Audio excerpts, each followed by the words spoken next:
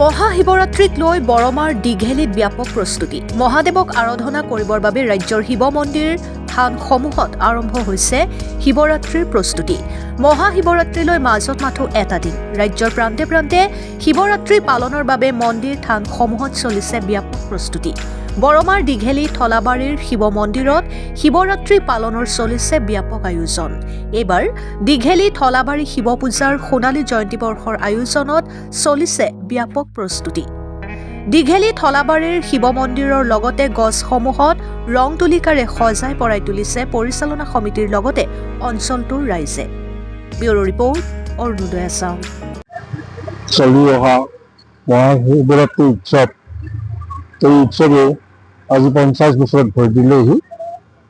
এই হিচাপতে মই এই অনুষ্ঠানৰ যিসকল প্ৰতিষ্ঠাপক আছিল, সেই প্ৰতিষ্ঠাপকসকলক মই আজি শ্ৰদ্ধাৰে সুঁৱৰিছোঁ। সেই প্ৰতিষ্ঠাপকসকলৰ বেছিভাগেই আজি আমাৰ মাজত নাই।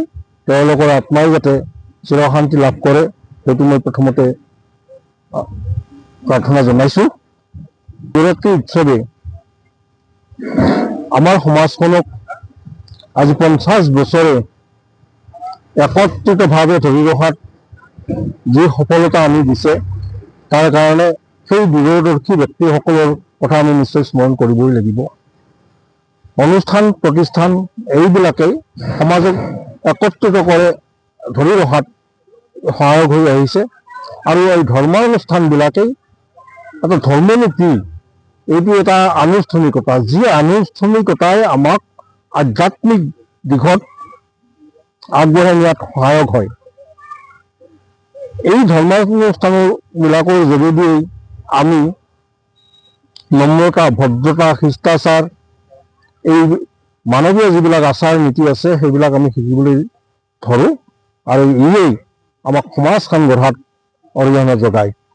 গতিকে এনেধৰণৰ অনুষ্ঠানবিলাকেই সমাজখনক যে ঐক্যবদ্ধভাৱে ধৰি ৰাখিছে, আমাৰ মাজত থকা হিংসা, অসূয়া, অপ্ৰীতি এইবিলাক আঁতৰাই আমি কেনেভাৱে ঐক্যবদ্ধভাৱে থাকি আমি সমাজখনৰ উন্নয়ন সাধিব পাৰোঁ, এইবিলাক কথাই আমি শিকিব পাৰোঁ। গতিকে আমাক আজি 50 বছৰে আমি এইবিলাকে শিকিছোঁ আৰু এইটো ক্ৰমাগতভাৱে ইয়াৰ যিটো প্ৰসাৰতা, ইয়াৰ প্ৰতি যিটো আগ্ৰহ মানুহৰ, সেইটো আমাৰ বাঢ়িছে।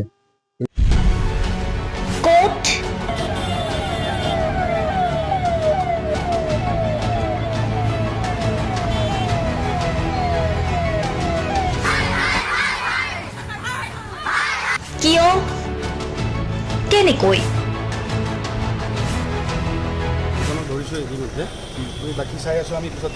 দুৰ্নীতি।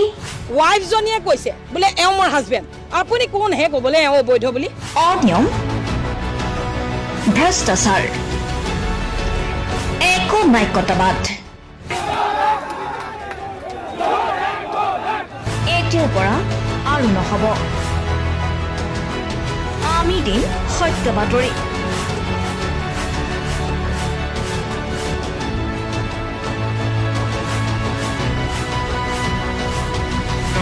নিজকে সংস্থাপিত কৰাৰ বাবে শুদ্ধ ৰূপত নিৰ্ভীক নিৰপেক্ষতাৰে আমি সাজু। অসমৰ উন্নয়নমূলক যাত্ৰাই আজি এক নতুন দিগন্তত ভৰি দিছে। অসমৰ ৰাইজৰ পৰা আমি সদায় আশীৰ্বাদ বিচাৰোঁ। আমি এনেকৈ যাতে আমাৰ জননী জন্মভূমিক সেৱা কৰি যাব বিচাৰোঁ। অৰুণোদয় অসম, নিৰ্ভীক নিৰপেক্ষ।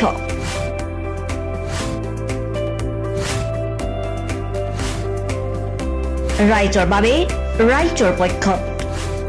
অৰুণোদয় অসম।